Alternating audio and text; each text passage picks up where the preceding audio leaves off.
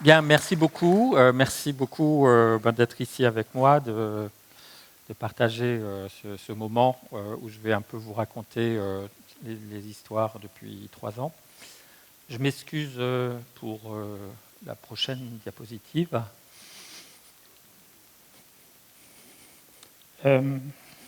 Donc, je souhaite dédier cette présentation à mon épouse, donc, qui m'a accompagné pendant 35 ans et qui m'a donné l'envie, le courage et puis qui m'a supporté pour cette aventure. Voilà.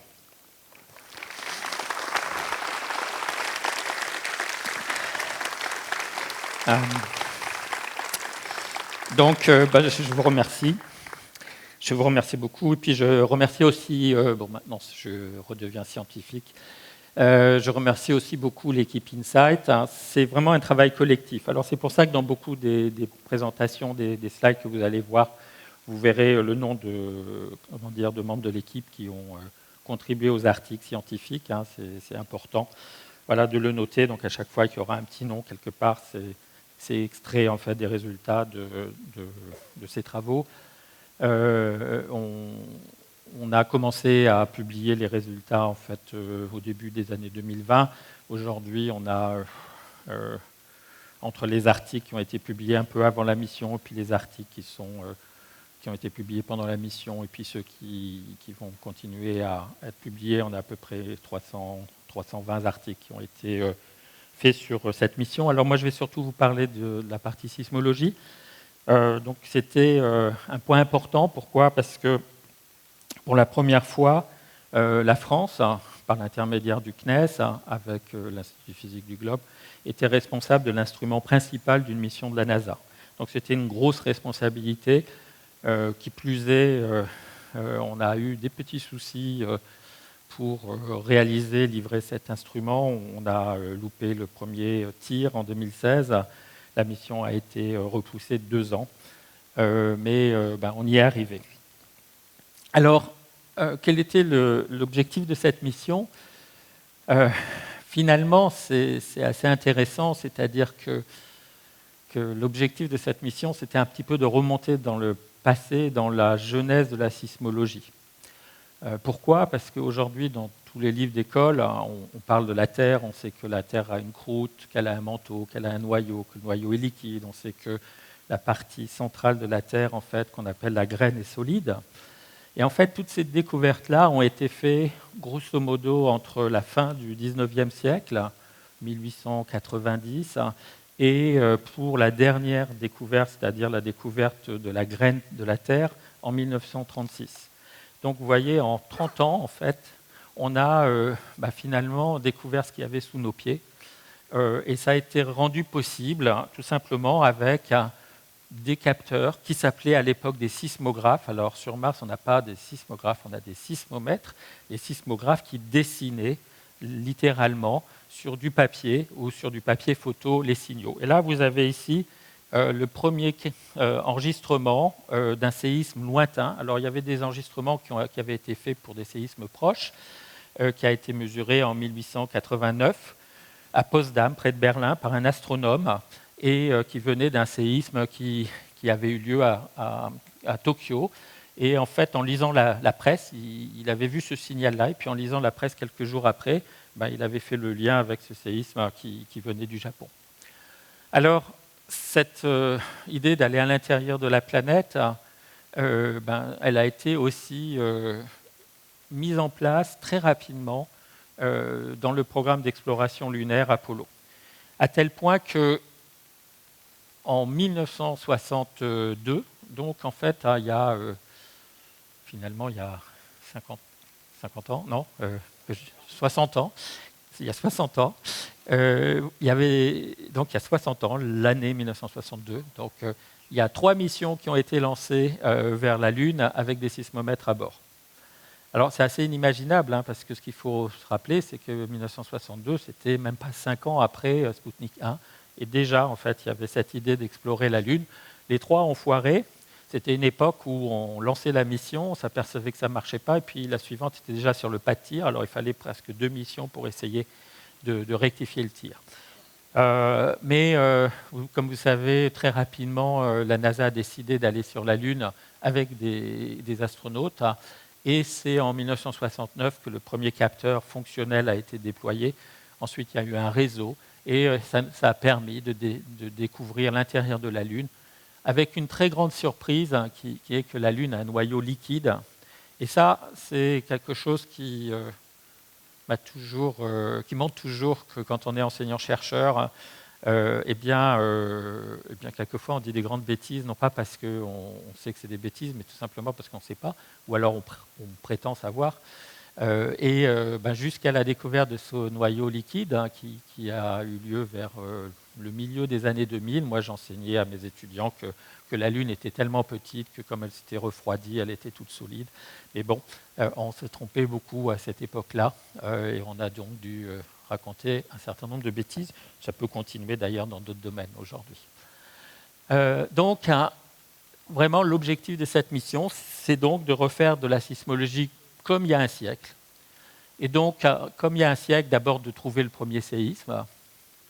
Ensuite, d'estimer l'épaisseur de la croûte. La croûte, c'est la partie la plus silicatée, en fait, qui se trouve à l'extérieur d'une planète, qui remonte à la surface parce qu'elle est relativement légère, pour ce qui est de la croûte primitive, et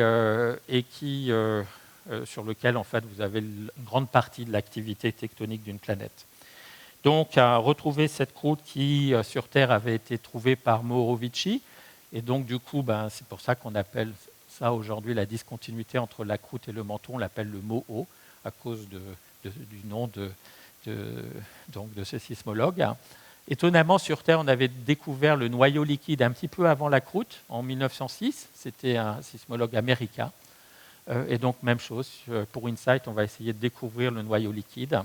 Et puis après, on va essayer de mesurer la taille du noyau, de mesurer la masse du noyau, de mesurer le flux de chaleur, et puis de faire de la sismologie. Donc ça, c'était les objectifs de la mission. Autrement dit, c'était le contrat qui nous liait à la NASA, pour justifier en fait l'investissement de la NASA, c'est-à-dire et puis l'investissement européen.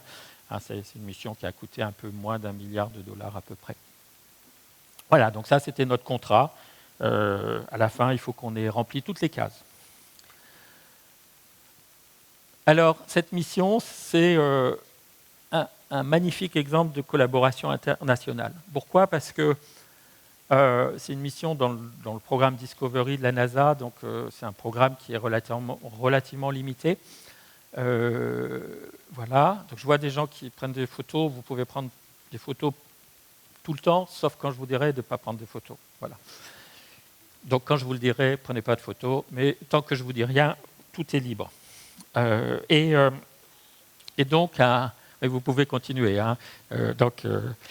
C'est une mission donc, internationale où la NASA a fait le spacecraft, le lander a payé le lancement et où la communauté internationale a fourni une grande partie de la charge utile. Et donc, en ce qui me concerne, moi, je suis responsable de ce paquet-là, qui est sous maîtrise d'œuvre français, avec une contribution américaine, anglaise, suisse et puis allemande. Mais on avait aussi d'autres instruments. On avait donc un ensemble d'instruments météorologiques avec un capteur de vent donc espagnol, le reste étant américain. On avait une expérience de flux de chaleur qui malheureusement n'a pas fonctionné, sur lequel donc du coup je ne vais pas dire grand-chose. Je vais en parler un petit peu au début. Et puis on avait une expérience de rotation sur lequel je ne peux pas dire même chose, grand-chose, parce que les résultats vont être publiés d'ici peu dans Science. Mais en gros, ces résultats vont confirmer ceux qu'on a déjà publiés pour le noyau de Mars. Donc, en gros, on a confirmé la mesure que le sismomètre a fait. Voilà. Et donc, pour le petit côté cocorico, c'est aussi la première mission qui a déposé le drapeau français à la surface de Mars. lequel drapeau aujourd'hui est complètement recouvert de poussière comme les autres drapeaux, de la mission. Voilà. Alors, je ne vais pas parler beaucoup de l'expérience de flux de chaleur, mais je vais commencer en vous montrant que quelquefois c'est amusant de mettre plusieurs instruments pour voir la même chose. Et là, en l'occurrence, de temps en temps sur Mars, on a des éclipses du Soleil qui sont générées par les lunes de Mars. Mars a 2 lunes, Phobos, Deimos. Phobos est relativement plus proche de Mars que Deimos. Alors d'ailleurs sur Mars c'est un petit peu amusant, hein, c'est-à-dire que vous avez une lune qui se lève à l'est et puis une lune qui se lève à l'ouest, hein, et donc j'aurais dû mettre ça dans le quiz, et puis la question étant de savoir qui est Phobos et qui est Deimos dans les deux. Mais sur Mars vous avez 2 lunes comme ça qui se rencontrent dans le ciel de temps en temps, avec l'une qui passe plusieurs fois par jour d'ailleurs dans le ciel. Donc vous pourrez réfléchir à ça pendant la suite de la présentation. Mais ici, on a en l'occurrence Phobos. Et donc, vous voyez que Phobos va masquer une partie du Soleil. Hein, ce n'est pas une éclipse totale, évidemment. Et comme Phobos masque le Soleil, ça veut dire qu'il y a moins de Soleil qui arrive à la surface de Mars. Et comme il y a moins de Soleil qui arrive à la surface, ça veut dire que vous allez avoir une petite chute de température. Et donc, ce petit signal-là, cette petite chute de température, c'est quand Phobos passe devant le Soleil et puis crée cette éclipse. Mais si vous avez moins de Soleil, ça veut dire que le sol va refroidir. Et si vous mettez un instrument très sensible qui regarde la déformation du sol, on appelle ça un sismomètre en fait, si vous mettez un instrument très sensible, vous allez voir l'éclipse avec l'instrument. Et ici, j'illustre un petit peu cela. Donc, on a le passage de l'éclipse qu'on vient de voir ici. Alors, c'est fait avec un radiomètre. Un radiomètre, c'est vraiment pas compliqué. C'est en fait un thermomètre sans contact, comme ceux que vous avez pu connaître depuis un certain temps. Quand vous alliez, par exemple, à l'hôpital, que vous aviez une caméra qui vous regardait, c'est un radiomètre. Hein. Ça marche comme ça mesure votre température. Et donc, du coup, l'éclipse, elle est ici. Et puis, ce qui va se passer, c'est que le sol se contracte. En se contractant, on va avoir un signal sur le sismomètre qui fait 50, vous voyez, nanomètres par seconde carrée.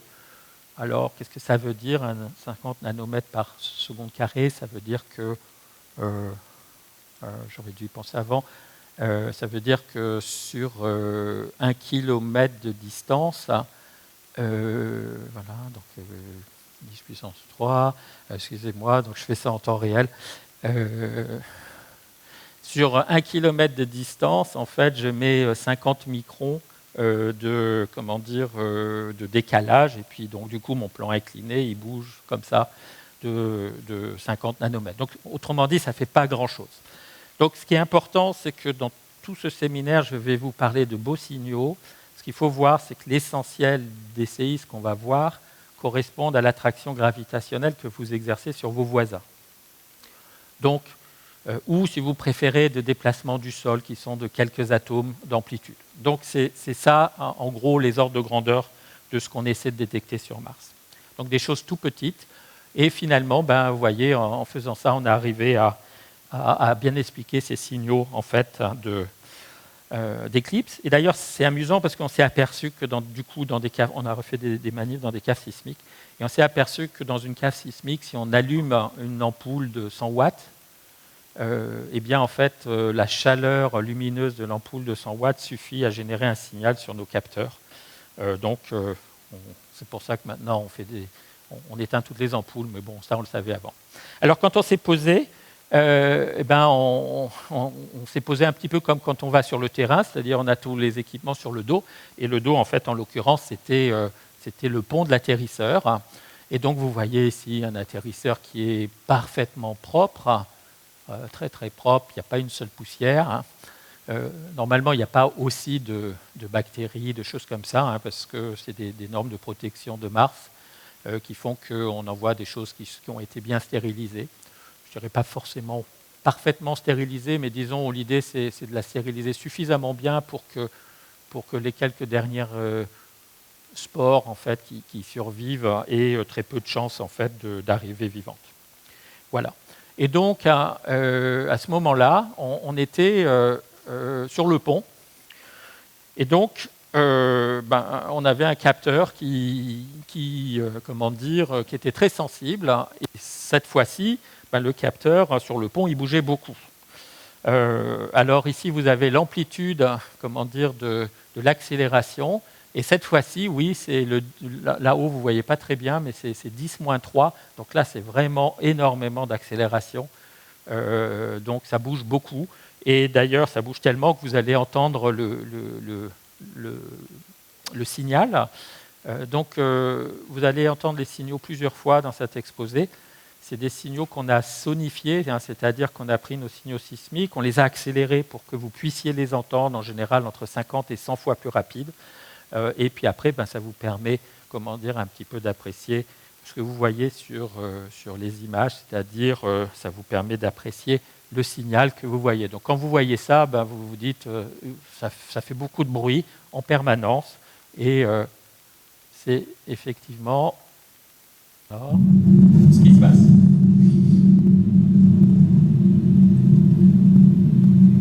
Voilà, donc vous voyez en permanence, ça fait du bruit. Pourquoi ? Parce qu'on est sur l'atterrisseur. L'atterrisseur, il va bouger sous l'effet du vent. Sur Mars, il y a du vent. Même si l'atmosphère, c'est 1/50e de l'atmosphère terrestre, le vent peut aller jusqu'à 20 mètres par seconde, 30 mètres par seconde. Et donc, l'effet du vent fait que l'atterrisseur, il bouge. Alors, c'est pas comme dans le film Seul sur Mars, vous ne voyez pas.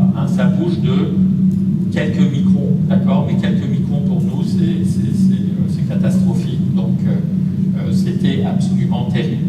Donc, on a attendu avec grande inquiétude le déploiement de notre capteur. Il fallait que notre capteur, on puisse le poser par terre pour qu'on puisse enfin commencer à travailler. Alors, quand vous êtes sur Mars, c'est une mission robotique, et que vous voulez faire quelque chose avec le bras robotique qui est ici. Alors comment ça marche ? Ça marche que vous préparez un ensemble de commandes, vous les testez sur Terre. Pendant plusieurs jours, en fait, vous vous assurez que tout va bien se passer. Et puis ensuite, vous lancez vos commandes comme ça dans l'espace. Elles arrivent sur Mars, l'atterrisseur va les prendre et puis va exécuter les commandes. Et puis vous attendez sur Terre pour savoir si ça marche. Donc, on était à ce moment-là de la mission où, comme vous le voyez sur l'écran, on n'a pas encore déposé le sismomètre sur Mars. Là, il n'y a rien, d'accord. Alors, Mars n'est pas rond comme ça, c'est un effet d'œil de poisson, donc c'est une optique qui déforme. Voilà, mais on a l'horizon, etc. Et puis là, vous voyez qu'on n'a rien. Donc, les données, elles sont transmises à plusieurs orbiteurs qui sont en orbite, et puis ensuite, c'est renvoyé via la Terre dans des grandes antennes en fait, de la NASA, qu'on appelle le Deep Space Network. Et ensuite, les données nous arrivent, et là, en l'occurrence, au JPL. Donc, c'est moi qui prends le petit film à ce moment-là. Et on attend donc de voir si notre capteur a été déployé au sol. I did marry vegan, so I bought it if you want, but it can also be misleading. So I clicked it too quickly and it did a Oh, there's a picture! There's a picture! What is it? Oh! Oh!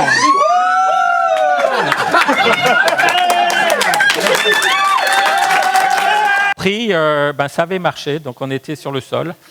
C'est des moments, un peu particuliers, évidemment. Et puis par la suite, on a déployé un bouclier éolien pour, nous protéger du vent et puis commencer à faire nos mesures. Le gros problème quand on est sur Mars, c'est que vous avez des grandes variations de température. Ici, vous avez une variation de la température de l'atmosphère. Donc, vous voyez que la nuit, il fait à peu près moins 90. On est à l'équateur.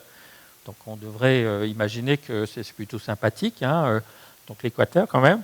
Mais la nuit, vous voyez qu'on a une température qui, à ce moment-là de l'année, en fait, est un peu plus froide que moins 90 degrés Celsius. Et puis, le jour, on frisote, en fait, 0 degré à la surface. Alors, ce n'est pas pour autant qu'à 0 degré, il y aura de l'eau liquide, hein, parce qu'on est à très basse température, à très basse pression, et à cette pression-là, on n'a pas d'eau liquide, en fait, à la surface de Mars. Et donc, qu'est-ce que ça veut dire? Ça veut dire qu'on a quand même un instrument qui est hypersensible. Et en gros, pour faire simple, la moitié du temps, il est au congélateur, et puis l'autre moitié du temps, en fait, il est dans un toaster. Et on essaie de détecter des déformations, des déplacements du sol qui sont tout petits. Alors, vous savez tous que quand on fait chauffer et refroidir des choses, il y a des dilatations thermiques. Alors, donc, évidemment, il fallait qu'on se protège de ces dilatations thermiques. Et c'est pour ça que notre instrument, en fait, est surprotégé. Donc, on a amené, non pas une cave à vin, mais une cave à sismomètre sur Mars. Alors, la cave à vin, ça aurait pu être français, mais on s'est focalisé sur la cave à sismomètre. Et donc, cette cave à sismomètre, en fait, est constituée d'un DIWAR, c'est-à-dire d'une enceinte sous vide qui avait une fuite. Voilà, et donc ça nous a causé les soucis que vous connaissez, c'est-à-dire 2 ans de retard pour refaire le container, avec une protection thermique autour, et puis enfin une dernière protection, avec ici de la cotte de maille en bas, pour bien épouser le sol.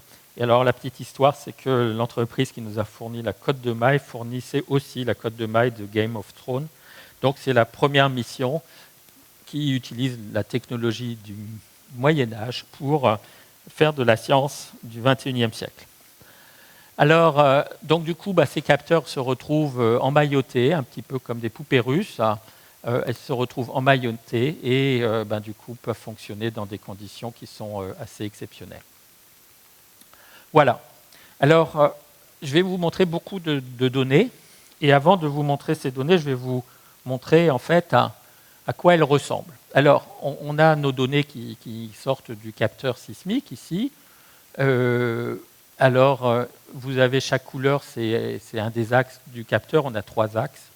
Pourquoi 3? Parce que ça nous permet de savoir d'où vient le signal. Si on n'avait qu'un axe, on ne pourrait pas savoir s'il vient de là ou là. On a 2 capteurs. Donc, si j'ai un truc qui est fort sur mon bras là et faible ici, ça veut dire que ça vient de par là. Donc ça nous permet d'avoir la direction. Et donc, ces données, elles sortent en permanence du capteur. Ici, on a 3 jours sur Mars. Et donc, ce que vous voyez déjà, c'est que 3 jours sur Mars, chaque jour, ça ressemble au précédent. Pourquoi? Parce qu'il n'y a pas beaucoup de nuages, il n'y a pas d'eau. Et donc, c'est vraiment le soleil qui se lève, qui se couche, qui se lève, qui se couche. Et donc, chaque jour ressemble à la veille, mis à part des petits phénomènes climatiques sur lesquels je vais revenir. Et ensuite, je vous disais tout à l'heure que quand vous mettez un truc au congélateur et puis sur le toaster, ça va craquer de temps en temps. Donc, on a aussi ces craquements-là. Et c'est des craquements vraiment du sol qui sont un peu inévitables.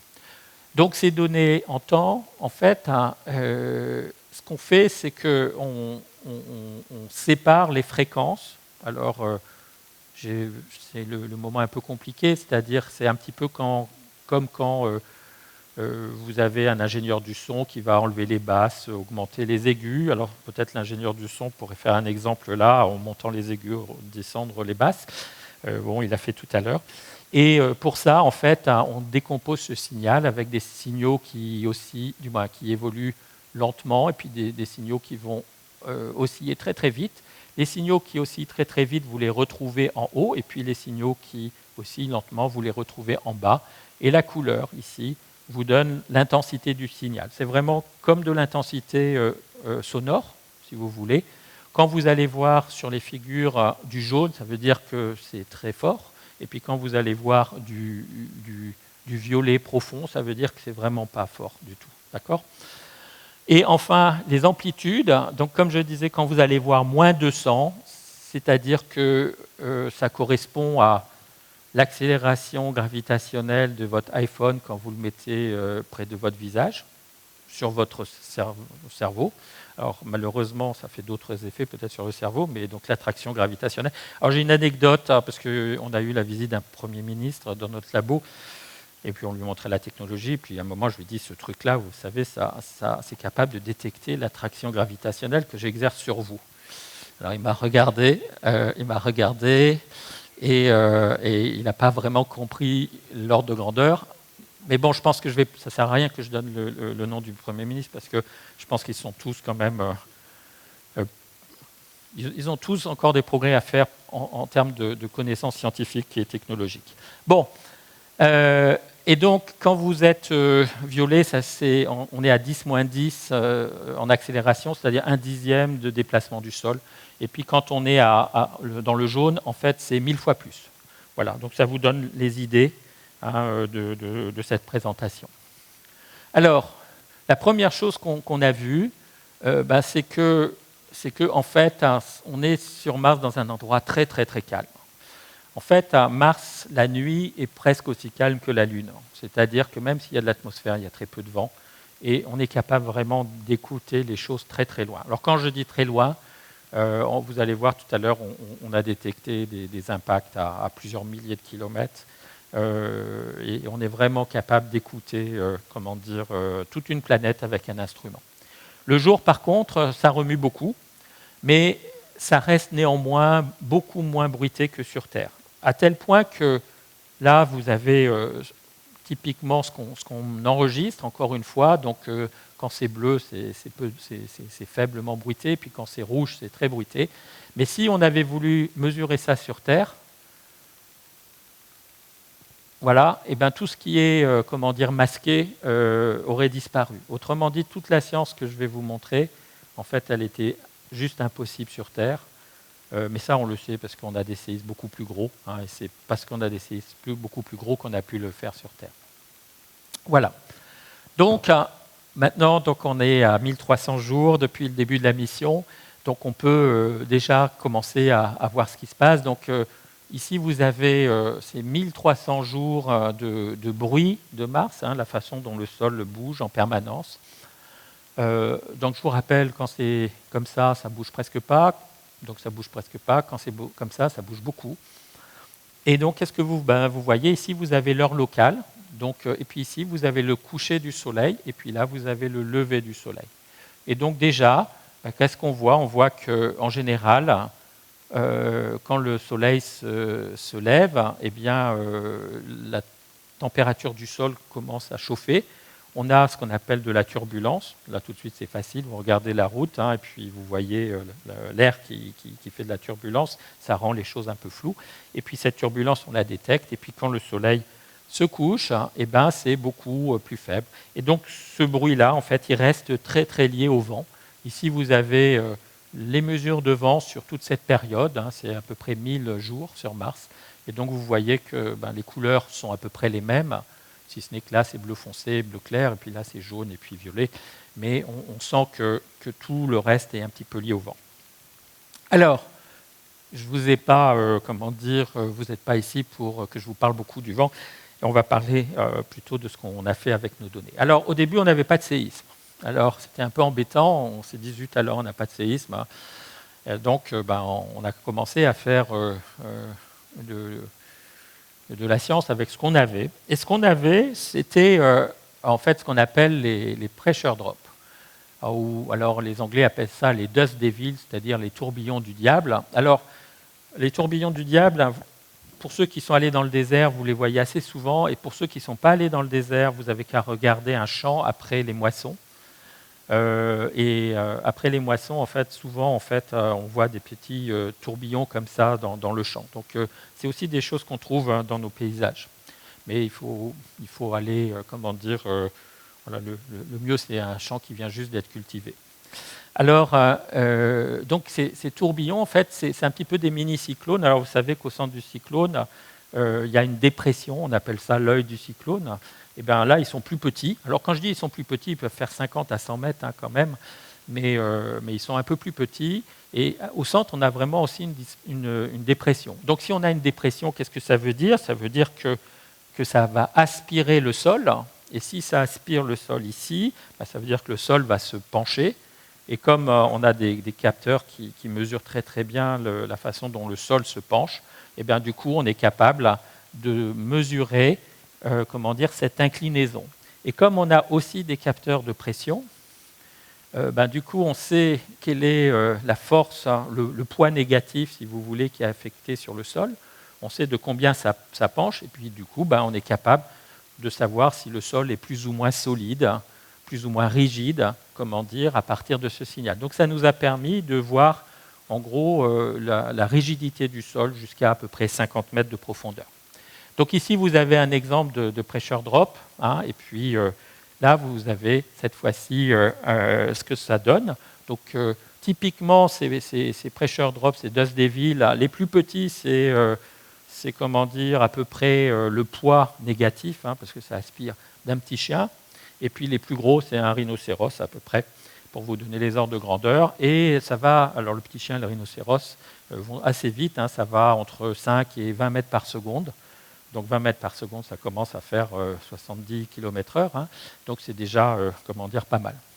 Voilà, et donc à partir de ça, on a pu faire pas mal de sciences. Alors il y a aussi une autre chose, c'est que quand ces trucs passent au sol, ça décape le sol.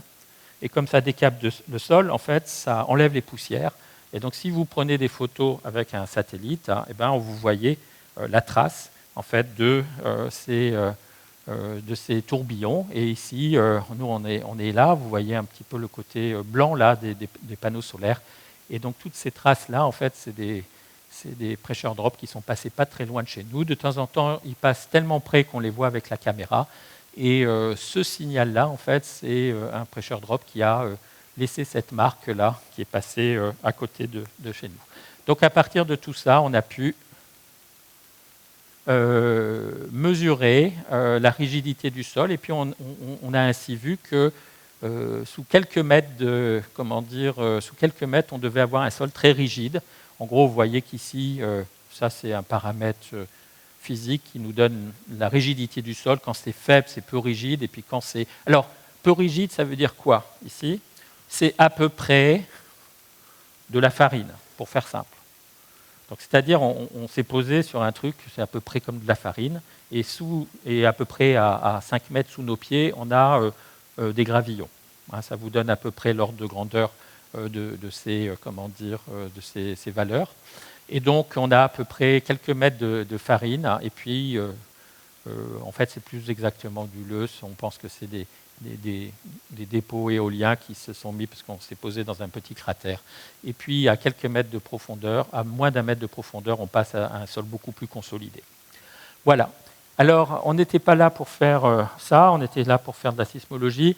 Et donc, on a très rapidement découvert des séismes. Alors, les séismes, sur ces images, je vous rappelle, les hautes fréquences sont là, les basses fréquences sont là.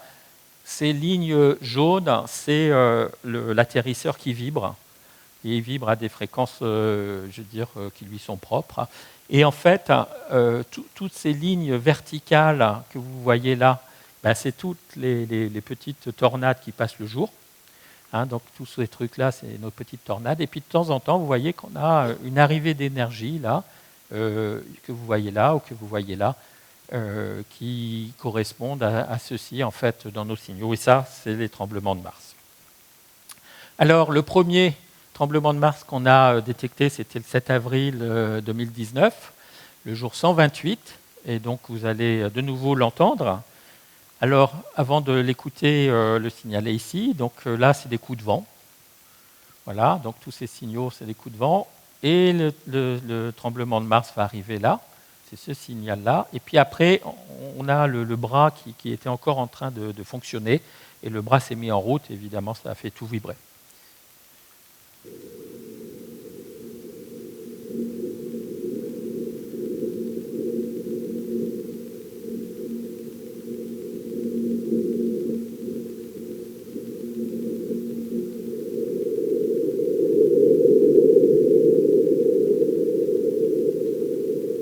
Voilà, le séisme est passé.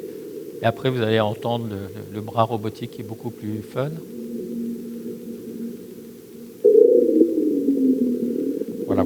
Bien, donc c'est plus fun, mais ça nous intéresse moins. Et donc, ce séisme, c'était le premier, donc ça a été une grande joie de voir. Et puis, un peu après, on en a trouvé un autre, donc c'était au mois de mai, et cette fois-ci, celui-là venait de beaucoup plus loin. Et surtout, vous voyez, c'est un signal qui va arriver en 2 fois. Donc vous voyez qu'ici, vous avez les 3 axes, le vertical en rouge et puis les 2 axes horizontaux. Et surtout, vous voyez que, bon, ça c'est le bruit du sol, hein. L'ordre de grandeur ici, donc c'est 4 fois 10 moins 8, c'est-à-dire c'est 1 milliardième de la gravité martienne. Et donc vous voyez qu'au début, on a une première arrivée d'énergie, et puis ça s'estompe un peu, et puis après une deuxième arrivée d'énergie, et puis ça s'estompe un peu. Les sismologues appellent ça une onde P, alors, qui est une onde de compression, et puis une onde S, une onde de cisaillement. Autrement dit, on a 2 ondes qui arrivent, et ça c'était vraiment ce qu'on souhaitait, mais on n'avait pas d'autres ondes après qu'on appelle des ondes de surface. Et ça, c'était la première découverte. On avait donc un séisme, peut-être magnitude 3, 3,5, à peu près à 1600 km de nous. Et donc, évidemment, à partir de ce moment-là, on pouvait espérer qu'on allait en récolter d'autres. Mais surtout, on pouvait commencer à faire ce qu'on appelle de la sismologie comparée, de la planétologie, c'est-à-dire, par exemple, comparer un séisme sur Terre, que vous avez ici, avec un séisme sur Mars. Ça, c'est le séisme basse fréquence, le dernier que je viens de vous montrer, 173, et puis ça, c'est un séisme haute fréquence, le premier que je vous avais montré, 128, avec un séisme sur la Lune. Et ce que vous voyez, c'est que ici, vous avez le temps en secondes, donc ça fait 2000 secondes. Sur la Lune, eh bien, les ondes vont se propager pendant très très longtemps. Et la Lune est toute petite, donc ça veut dire en fait que les ondes, elles vont dans tous les coins, et puis ça réverbère énormément. Sur Terre, ça ne réverbère pas beaucoup, donc les ondes, elles préfèrent prendre le chemin le plus court. Et puis Mars est un peu entre les deux. Voilà. Donc par la suite, on a détecté 1300 événements. Aujourd'hui, on a 1300 séismes. On a une centaine de séismes qui sont des séismes vraiment un peu tectoniques, de magnitude 3 à 4. Donc c'est beaucoup, mais c'est quand même beaucoup moins en fait que sur Terre, parce que si on compare ça à la Terre, sur la même période, sur Terre, là, j'ai pris donc, depuis 2019 jusqu'à fin 2021, donc le 1er janvier 2022. Sur Terre, on aurait à peu près 17 000 séismes de magnitude 4,5, plus grand que 4,5. Sur Mars, on n'avait aucun séisme de magnitude 4,5 jusqu'au mois de mai de cette année. Et on avait 80 séismes en fait, entre 3 et 4,5. Donc Mars est beaucoup moins actif que la Terre. Il n'y a pas de tectonique des plaques, mais c'est beaucoup plus actif que la Lune, et ça, c'était une belle surprise. Alors, je vais vous montrer toujours d'autres séismes. Vous pouvez toujours prendre des photos. Donc ça, c'est un gros événement. Le papier, pour celui-là, il est sorti il y a 1 mois, donc c'est bon. Donc vous voyez que ça, c'est le jour 997, 998, 999, et crac, le jour 1000. Vous voyez qu'il y a un gros truc ici qui apparaît, qui n'était pas les jours d'avant. Ça, c'était un événement de magnitude 4,1 qui était assez loin, hein, et qui a été quand même très intéressant. Pourquoi ? Parce que cet événement-là, en fait, il est à cet endroit-là. C'est-à-dire que pour que les ondes arrivent à InSight, il faut qu'elles rebondissent une fois à la surface de la planète, et puis ensuite arrivent une deuxième fois comme ça. Donc elles vont partir, elles rebondissent, elles arrivent. Mais il y a surtout une onde qui, elle, veut passer par le chemin le plus direct, et là, elle va rencontrer le noyau liquide, et en fait, cette onde, elle va se propager à la surface du noyau, et puis remonter. Ça veut dire quoi ? Ça veut dire qu'avec cet événement-là, on a éclairé le noyau et ça nous donne des informations en fait, sur ce qui se passe à cet endroit-là. Et évidemment, vous pouvez l'entendre.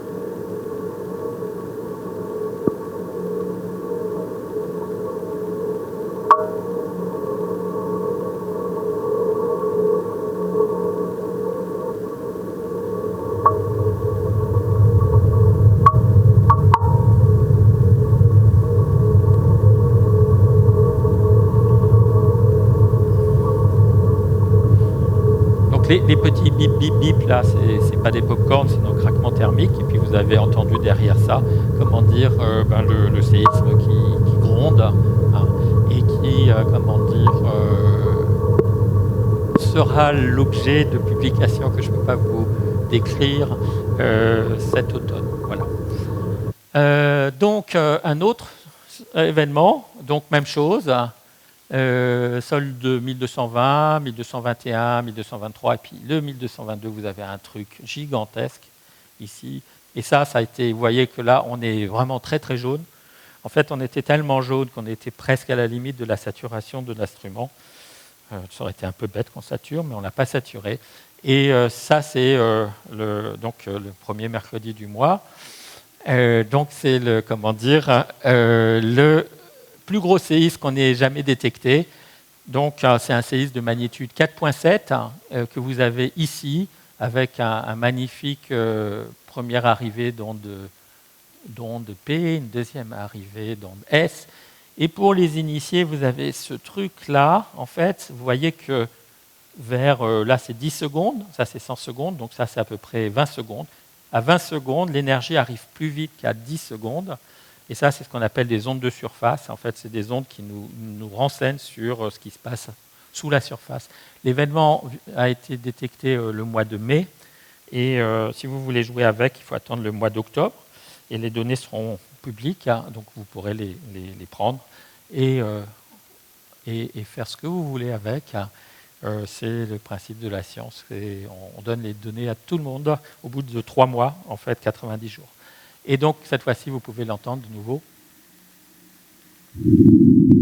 Voilà, donc vous entendez que là, c'est du gros, comment dire, calibre. Et donc,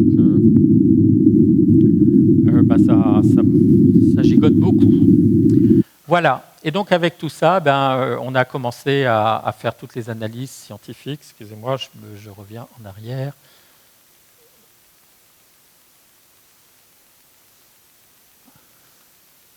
Voilà. Donc la première question, c'était d'où ça vient. En fait, les petits points rouges, c'est les séismes qu'on a réussi à localiser. La plupart, en fait, on n'a pas réussi à les localiser. Mais la première chose qu'on a vue, c'est que le gros, là, 1000 que je viens de vous montrer, il est ici. Un autre, en fait, il est par là. Donc, la première chose qu'on a vue, et ça a été une énorme surprise, c'est qu'on a tout un ensemble de séismes. On a, je veux dire, une vingtaine de gros séismes et puis presque 500 petits séismes en fait, qui viennent de la même région. Cette région, en fait, elle se situe ici, c'est les fossés de Cerbère, en latin Cerberus fossé. Et c'est un endroit où on sait qu'il y a eu du volcanisme il y a quelques millions d'années. On pense, et donc du coup, on s'est aperçu que c'était la première fois que sur Mars, il y a des endroits où il y a encore de l'activité sismique contemporaine. Et ça, c'était vraiment une découverte assez extraordinaire. Avec ces données, on a pu aussi regarder la direction des failles. Alors ça, c'est des techniques qui utilisent la forme du signal.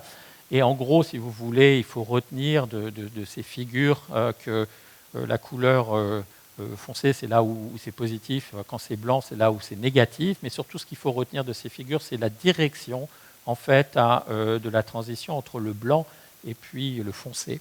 La couleur ici, elle est liée à la profondeur en fait, que vous avez ici. Et donc, le point clé, en fait, c'est que vous voyez que la géométrie du séisme correspond en fait au système de failles.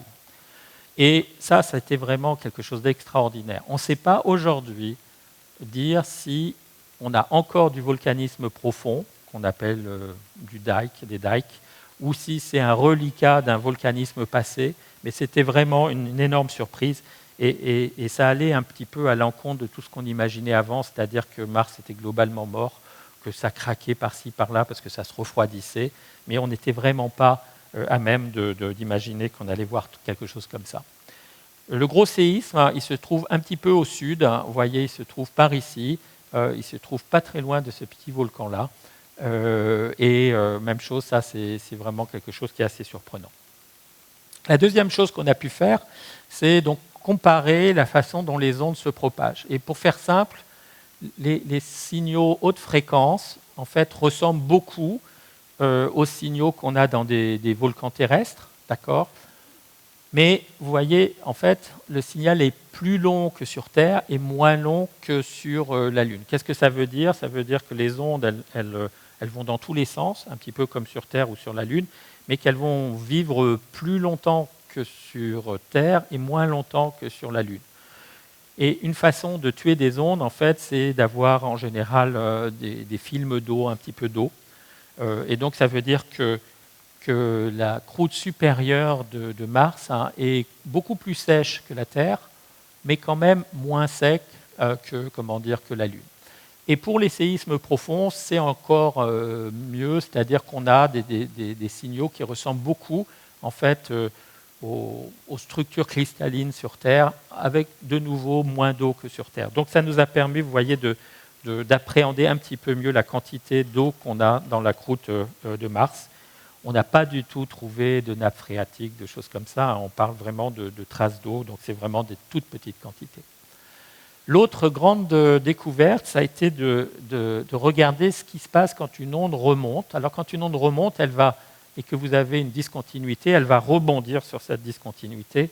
Et puis ensuite, on peut faire des traitements qui nous permettent de voir ces réflexions, si vous voulez. C'est un petit peu finalement comme si vous étiez en montagne et vous voulez savoir à quelle distance se trouve une grande falaise. Et donc vous criez, vous avez l'écho. Donc si vous connaissez la vitesse du son, vous êtes capable de savoir à quelle distance se trouve votre falaise. 330 mètres par seconde à peu près. Et donc, à partir de ces traitements-là, on arrive à avoir la distance en temps de l'écho. Et quand on a cette distance en temps de l'écho, on sait à quel endroit l'onde s'est réfléchie. Et ça nous a permis de trouver quelque chose aussi qui est très intéressant, c'est que les 10 premiers kilomètres de la croûte, à l'endroit où on s'est posé, en fait, ont beaucoup de porosité, c'est-à-dire, pour faire simple, c'est une grosse éponge, avec presque 30% en fait, de volume occupé par du gaz. Donc c'est une grosse éponge et qui correspond en fait à des matériaux terrestres, des matériaux crustaux qui ont été altérés à un certain moment par des processus. Donc en gros, pour faire simple, on pense que c'est une grosse éponge dans laquelle il y a peut-être 4 milliards d'années, 3 milliards d'années, il y avait de l'eau qui circulait, et puis depuis, l'eau s'est sauvée. Et puis on reste avec cette éponge en fait un petit peu craquelée là, qui est sous nos pieds. Alors donc ça c'était fin 2020, on avait commencé à remplir nos cases. Et donc par la suite, ça devrait aller. Par la suite on a continué donc à aller un peu plus profond. Donc ça c'était les activités de 2021. On a commencé à regarder cette fois-ci la croûte. Donc toujours avec ces ondes qui rebondissent. Et on a donc cette fois-ci vu ces arrivées d'énergie là que vous avez ici. Donc vous voyez, c'est des arrivées qui vont arriver à 2 secondes, 5 secondes, 8 secondes. À chaque fois, c'est des échos. Et donc à partir de tous ces échos, on a réussi à savoir où se trouve le mot eau. Manque de chance, on mesure ici que des temps. Et donc les temps d'arrivée, c'est embêtant parce que les temps d'arrivée, si vous voulez, c'est en gros si vous allez 2 fois plus vite, si je vais 2 fois plus vite vers le mur et que je reviens, je vais mettre le même temps que si je vais 2 fois moins vite et puis que je m'arrête au milieu de la pièce. Donc vous voyez que les temps d'arrivée, ça ne vous donne pas les distances. Quand vous ne connaissez pas les vitesses. Et donc, du coup, on a ce problème qu'avec ces signaux-là, on a 2 modèles aujourd'hui qui sont en compétition. On est en train doucement d'aller doucement vers ce modèle avec d'autres types de données. Typiquement, ça veut dire que sur Mars, on a le manteau vers entre 25 km et 35 km sous les pieds en fait, d'InSight. Alors, on a essayé après d'aller plus profond. Et donc plus profond, c'est le manteau. Donc le manteau, c'était une autre histoire, parce que ça commence à devenir plus profond. Alors l'idée, c'était quoi cette fois-ci ? L'idée, c'était de d'utiliser des ondes qui vont rebondir une fois, vous voyez, donc cette onde elle part comme ça, elle rebondit et elle revient. Et puis vous avez une autre onde qui va au plus direct. Et donc qu'est-ce que ça veut dire? Ça veut dire que si on prend la forme de cette onde-là et qu'on cherche un écho dans le signal, eh bien cet écho peut ressembler à l'onde qui a rebondi une fois. Et donc ça, c'était un peu l'idée. Donc en fait, l'idée, c'est que je prends ce truc-là et puis je vais chercher dans le signal là où cette chose se recopie. Et en fait, elle se recopie ici. Et donc en fait, ce petit signal, c'est l'onde qui est allée comme ça au lieu d'être allée comme ça. Et donc cette différence de temps, c'est la différence en fait entre la propagation ici et la propagation là. Mais vous voyez que le point clé, c'est que ici, le signal se propage vers 100 km de profondeur, alors que là, le signal se propage vers 300-400 km de profondeur. Et je regarde la différence. Et donc, en regardant la différence, on est capable de voir comment le manteau a changé de composition ou de température avec la profondeur. Et ça, c'est un point fondamental parce que ça nous a permis de mesurer ce qu'on appelle la lithosphère thermique, c'est-à-dire la façon dont la température augmente à la surface, en profondeur. Et je vous montre tout de suite le résultat. Et le résultat est plutôt joli, c'est-à-dire que ça nous permet, avec ça, de comparer 3 planètes. Et donc sur Terre, typiquement, cette lithosphère thermique, elle se trouve vers 150 km. Alors suivant les endroits, là c'est un exemple dans l'océan Indien. Sur la Lune, elle se trouve plutôt vers 1000 km, et puis sur Mars, elle se trouve vers 500 km. Et donc, ça nous a permis, vous voyez, de savoir qu'en gros, entre la surface, qui est par ici, et puis vers 500 km de profondeur, on a une température qui va augmenter quasiment de 1100 degrés. Et ça, c'était vraiment important parce que ça permet de savoir comment la planète se refroidit. En gros, pour faire simple, les petites planètes qui n'ont pas beaucoup d'énergie, j'allais dire font de la décroissance, mais elles se protègent en se mettant des protections thermiques autour. Au fur et à mesure qu'elles se refroidissent, eh bien, elles s'entourent en fait d'un matelas protecteur qui est cette lithosphère thermique. Et évidemment, ce qui nous intéressait, c'est le noyau. Cette fois-ci, c'est toujours la même idée. On va aller chercher des ondes qui se réfléchissent à la base du manteau quand l'onde arrive dans un milieu qui est liquide. Le seul problème, c'est que ça, c'est l'onde, vous voyez, S, celle qui part de là à là, et puis on doit aller chercher la réflexion de cette onde qui s'est réfléchie là, mais en fait qui est par ici. Donc le gros problème, c'est que c'est des ondes qui sont toutes petites. On a un peu du bruit, des choses comme ça, donc il a fallu quand même regarder pas mal tous ces aspects. Et le résultat des courses, c'est qu'en prenant plusieurs séismes, on s'est aperçu que, eh bien, on avait systématiquement une arrivée d'énergie qui, quand on trace cette énergie en fonction de la taille du noyau, se trouve maximisée quand on a un noyau de l'ordre de 1830 km. Donc ça, c'était vraiment la grande découverte. Donc on sait qu'à 1830 km, on ne sait pas encore si c'est un noyau, mais on sait que c'est quelque chose de liquide. Voilà. Et donc, si c'est un noyau, ça veut dire que le noyau a une masse, en fait, une densité, de l'ordre de 5,8. Alors, pourquoi c'est important ça? Parce que ça veut dire que le noyau est très gros, il est très riche en éléments légers, et c'était vraiment un point important parce que ça nous permet de voir que quand on a une planète qui est plus loin du Soleil, donc à un endroit où naturellement il y a beaucoup plus de volatiles, eh bien le noyau se forme avec beaucoup d'éléments légers. La quasi-totalité, il faut mettre beaucoup de soufre, peut-être même de l'hydrogène, de l'oxygène pour avoir des densités aussi faibles que ça.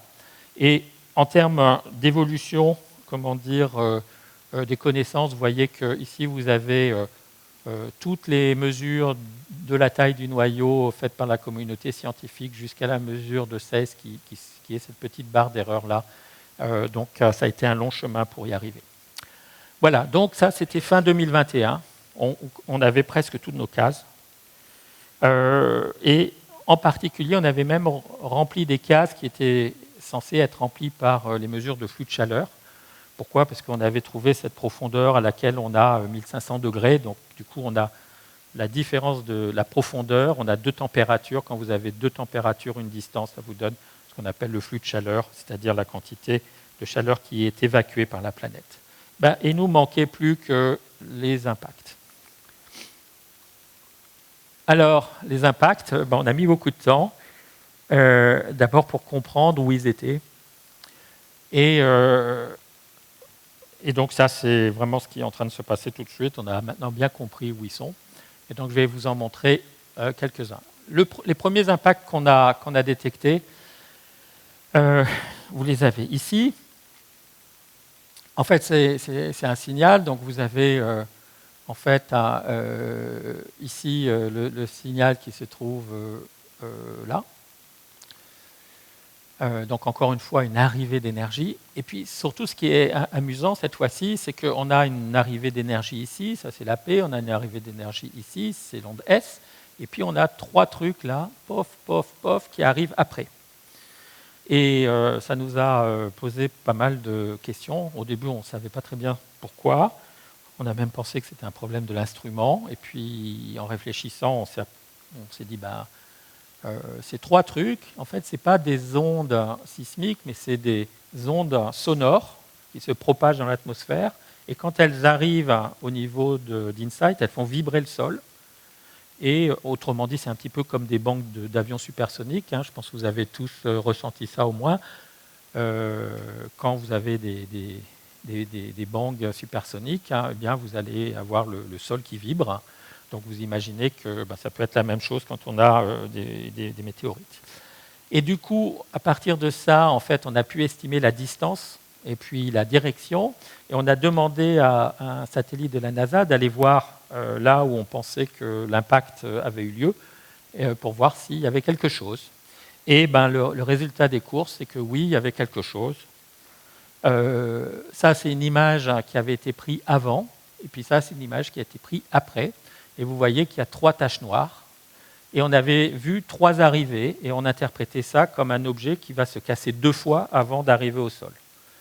Donc, à chaque fois qu'il se casse, ça fait du bruit. Et puis, quand il arrive sur le sol, ça fait encore beaucoup plus de bruit. Donc, c'était bien. On était plutôt contents. Et donc, vous allez entendre de nouveau le signal. Alors, cette fois-ci, vous allez aussi entendre le signal avec ces signaux dispersifs. Donc, ça va être des sweeps en fréquence.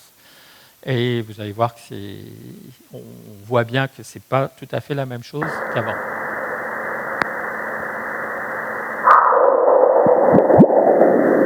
Voilà, les boop, boop, boop, c'était les arrivées en fait de signaux acoustiques. Et donc, du coup, on a réussi à remplir toutes nos cases. Je vais terminer ici. Où est-ce qu'on en est aujourd'hui? Donc, je suis allé vous prendre des données en fait, du 6 août. Donc, c'est le sol 1313. Donc, c'est les dernières données qu'on a transmises. Là, on ne les transmet plus très souvent parce que en fait, ça nous coûte de la puissance. Et vous voyez que là, sur une journée martienne, en fait, le capteur ne fonctionne que 6 heures. Pourquoi? Parce qu'on n'a plus beaucoup de puissance. On a tout de suite à peu près 200 Wh par jour, c'est-à-dire à peu près 10 watts pour faire fonctionner la sonde. Alors, je vous rappelle, une lampe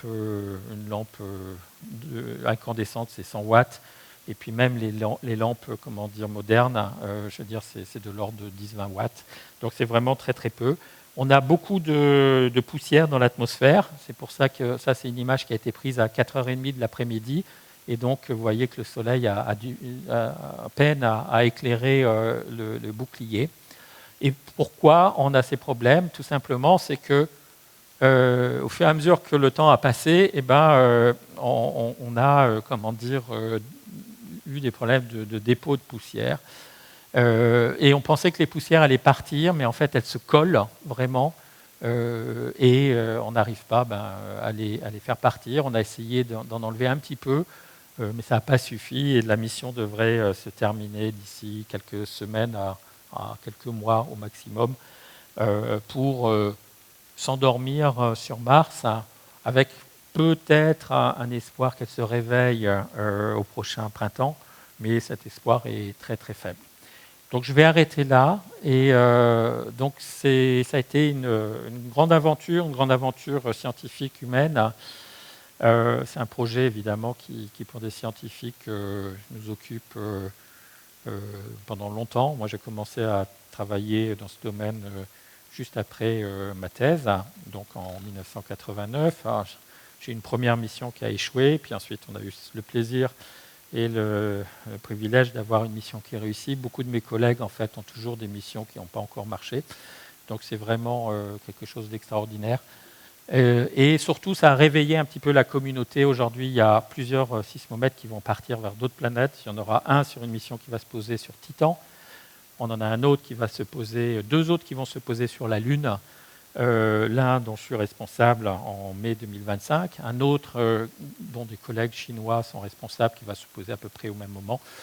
Et on aurait dû avoir un sismomètre qui se serait posé l'année prochaine sur Mars, si les troubles ou l'invasion de l'Ukraine n'en avait pas décidé autrement, parce que comme vous savez, le programme ExoMars qui devait se poser bientôt a été repoussé à une date indéterminée, dans la mesure où l'Europe est incapable, sans les Russes, de faire cette mission. Voilà, donc je m'arrête là et c'est un plaisir de répondre à vos questions.